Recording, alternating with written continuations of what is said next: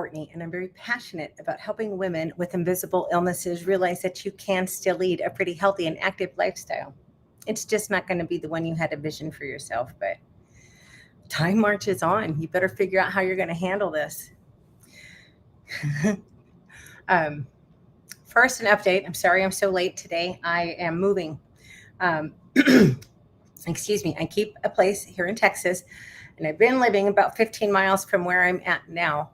But it just, look, my landlord was a really nice guy, and it was a great place in so many ways. But there were some things that I could not live with. No kitchen. I had a little kitchenette, and I like to cook. And the kind of cooking I like to do, I'm not doing dishes in a bar sink. That's okay temporarily. That's not a long term. It is not a long term solution. Plus, I didn't have any fridge space. All I had was a dorm fridge, which also means no freezer. So the kitchen was not workable. Problem number two, which was a huge problem, it had a cement floor. And not only did it have a cement floor, it's a refurbished garage. Now, they fixed it up very pretty. I was actually it was gorgeous the way they fixed shabby chic, I called it, but they did fix it up beautifully. But the garage, the floor is cement, and I bet you there ain't a level spot on that whole damn thing. And it was very interesting to exercise in there because it never knew exactly where my feet were going to land from one second to the next. Um, and the third issue was it it smelled really musty and mildewy. And I mean, bad. I was really shocked. Was carrying some stuff yesterday, and I had some plastic water bottles on the top of the pile I was carrying, and I could smell that musty smell coming off of the freaking plastic water bottles. It was just, there's no way that's healthy. There is no way that's healthy. That being said, it was a nice place. They were amazing people. They were so kind to me.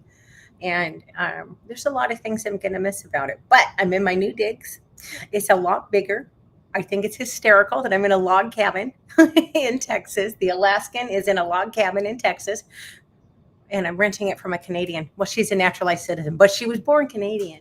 I don't know. I'm weird. I get a kick out of that. But anyway, today's topic, 7 ways to support a loved one who has a chronic illness. This information is from themighty.com, and the Mighty is a really good resource for people who have chronic illnesses and or disabilities. Number 1, check in with us. Look, we withdraw. We withdraw because we don't want to be whiny. We withdraw because we don't want to be a burden. And when you take a moment to reach out, it just lets us know that we're not forgotten. Number 2, listen. Listen with an open heart. Look, we know you don't get this. We understand that. There's no way for you to get this. Try not to be judgmental. Try to just keep your mouth shut for a little bit and just listen. You'll learn a lot from us. If you'd listen to us, you'd be probably amazed at how few people do. But try not to judge. I mean, I realize everybody judges to a degree, but you don't have any idea what these people are carrying around. Hell, I don't even know what other people. Sometimes I'll get messages from people. Oh my gosh, and your video touched me, and this is what's wrong with me. And it's just like, holy crap, how do you function? I never say that, because how do you function? You don't have any choice. That's how you function. But don't be judgmental. Number 3, you got to roll with the punches. It's not about you. Why the hell does that have to be said? But it does. It's not about you. Look, if we have plans and I have to cancel them, don't get mad. Y'all wouldn't believe. Well, maybe you would. I have been called a flake. Oh my gosh, are you canceling again? You're such a flake, Courtney. I'm so terribly sorry that my chronic illness is inconvenient for you. Don't be that person. Look, if I liked you enough to make plans with you in the first place, I'm probably really bummed that I can't go. So unless it's a once in a lifetime thing, if you're just, maybe you got dinner plans, you're going to go to a movie. Well, you know what? Instead of being a jackass and, well, you're a flake or whatever, insert crappy judgmental comment here, why don't you just say, hey, you know what? I'm really sorry to hear that. I'll tell you what, I'll swing by your favorite restaurant and I'll pick up dinner. I'll just come over and hang out. We'll just watch TV. The people that I can spend time with in silence, in comfortable silence, Those are my true friends. Those are the people that can come and let me know I'm not forgotten and that I am loved, but they don't put any pressure on me to entertain them. They're just happy to be supportive. You would be amazed at how far such a small gesture would go with somebody. Number 3, educate yourself. I'm not telling you to be an expert, certainly. I mean, hell, I can't even keep up with it all. But take a minute or two, literally a minute or two out of your life and just look up the basics. You know what else is really effective? Ask us. Just ask.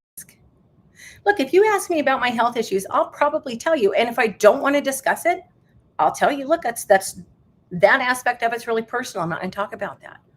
But just ask. A direct approach is always the best. But if you took literally just a couple of minutes and learned the basics, you would be absolutely floored at what that would mean to somebody who has health issues. Because nobody does that. Nobody does that. Number 5, don't be an enforcer. It's not your job. You know what? Sometimes I know what I'm supposed to eat. I know what I'm supposed to do pretty much all the way around. Sometimes I just want to go out and be a normal person and not worry about it.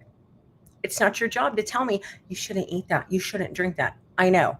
I don't need you to remind me. It's not your job to be our conscience. Oh, I skipped one.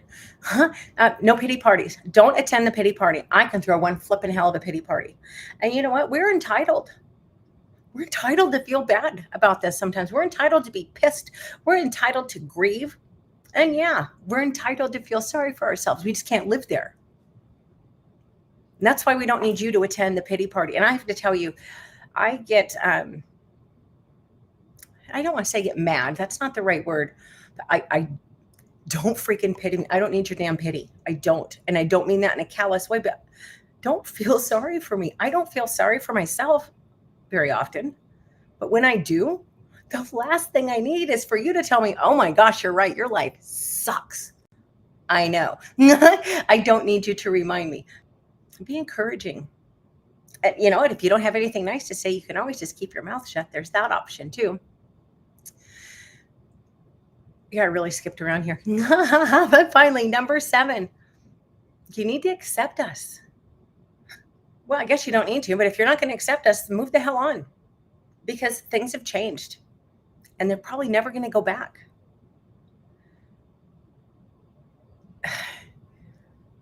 Chronic just means that. Chronic. It's not, I have my good days. I have my not so good days. But it's always there. It's always present. Even on my best day, it's always there. I never know what to say to people like, oh, you don't feel good again? Well, no, no, I don't really feel good again, but that's my life. The ubiquitous they, as I like to say, they say that a good day for someone like me is like you having the flu body aches. How productive were you the last time you had the flu? Probably not very.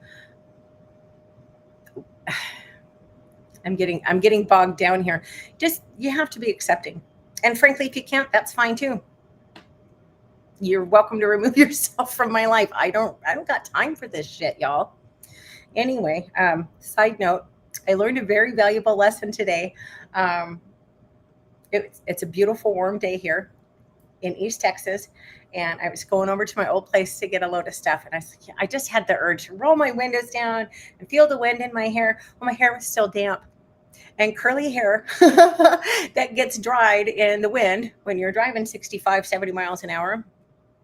Wow, I'm not even looking forward to trying to tame this later. I'm going to have to, I'm going to comb it outside because it's going to be a mess.